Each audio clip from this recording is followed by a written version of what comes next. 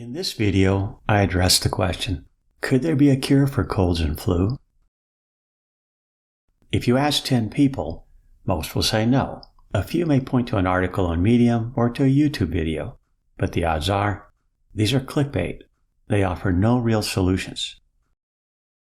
Now, suppose that someone were to say yes. Why would you believe them? My advice, don't believe what anyone says. Believe the evidence. When you think about the burden of disease, the need for a cure is staggering. Just think about what it means to you when you get sick. The flu starts with an uneasy feeling. At first, you feel low. Then your appetite vanishes. The back of your throat begins to swell. It hurts to swallow. Your temperature rises and your body aches.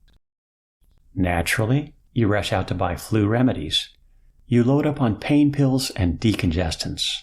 The next day, you trudge off to work or school. Drinking coffee or taking stimulants, you struggle through the day. As night arrives, you only feel worse. Your nose clogs, your chest tightens. With each breath, you fight the urge to cough.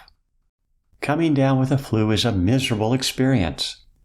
You suffer miserable days and nights until your body recovers. Why would you tolerate this misery if there were any other way? Well, consider that for centuries, everyone knew that there was no cure for scurvy. They knew that the damp air and rotten food aboard ships were to blame. On long voyages, scurvy killed half of all sailors. Millions died at sea, and yet there was a cure. In 1747, a doctor in the Royal Navy showed that lemon juice alone could cure the disease. Still, it took 50 years for authorities to finally adopt a cure. In the 1950s, my father suffered from painful stomach ulcers. Back then, authorities were certain that excess stomach acid or stress were responsible for this disease. His doctor prescribed antacids, a bland diet, and relaxation. These did not cure his ulcer, they only reduced his symptoms. Now, there was evidence even at that time that bacterial infections might be involved in this disease, and there were antibiotics that would have cured my father's ulcer. However, authorities were slow to acknowledge the evidence and to recommend antibiotic treatments. It turns out that H. pylori bacterial infections are shared by families. Treat the parents and you protect the children. It also turns out that a lifetime of exposure to H. pylori infections causes stomach cancer, a disease that eventually killed my grandfather. Today, stomach ulcers are easy to cure. Now, when you come down with a cold or flu, you're told to rest and drink plenty of fluids. Your body will clear the virus. Tissue damage causes you to feel bad, and this damage is not solely due to the virus. It's also due to how your body responds. An overaggressive immune response causes most flu symptoms. To combat infection, your body inflames. However, this inflammation has a cost. It injures body tissue, and a body-wide inflammatory response makes you feel sick. Just as cuts and bruises take time to heal, the injuries that result from acute inflammation also take time to heal. There can be no overnight cure. To avoid this injury, your body's defenses need to swiftly limit the scope of infection. When it acquires immunity to a virus, it can do this. There are two common ways to acquire immunity. 1, you get sick and you recover, or 2, you get a vaccination. Each of these has disadvantages. When you get sick, you suffer downtime. You miss out on school, work, and social events. You spread the infection to friends, family, and coworkers, and you risk secondary infections. When you get a vaccination, the immunity it confers is not immediate. This takes weeks to arrive and is limited to just a few viral strains. However, there are hundreds of viruses that cause flu-like illness. For most of these, there is no vaccine. What's more, neither sickness nor vaccination confer long-term protection. The immunity you acquire begins to fade within a few months.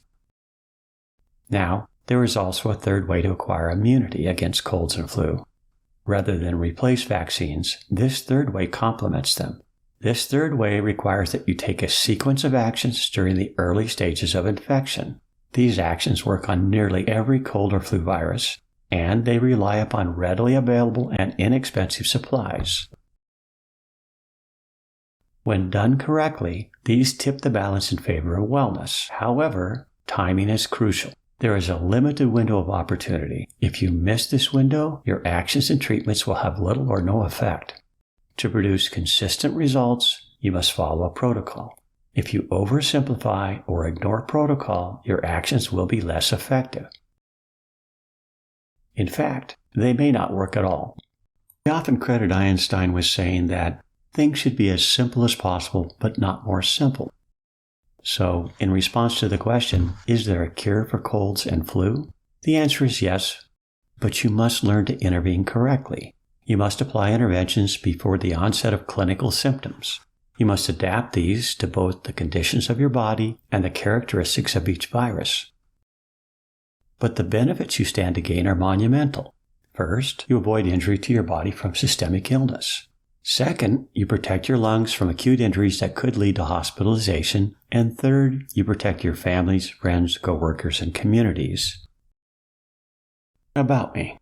What qualifies me to teach this course? I'm a 67-year-old engineer. Like everyone else, I can catch cold and flu infections.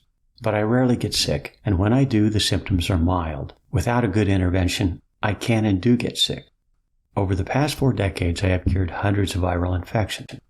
I apply interventions that protect my lungs and body from injury. Every cold or flu infection presents me with early signs. I recognize these signs and I intervene early. Whenever I sense that a viral infection is gaining the upper hand, I adapt my interventions. From experience, I know that cold and flu sickness is preventable.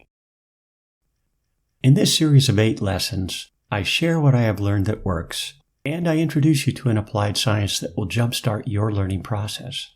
In the next video, I explain how I learned to cure my cold and flu infections.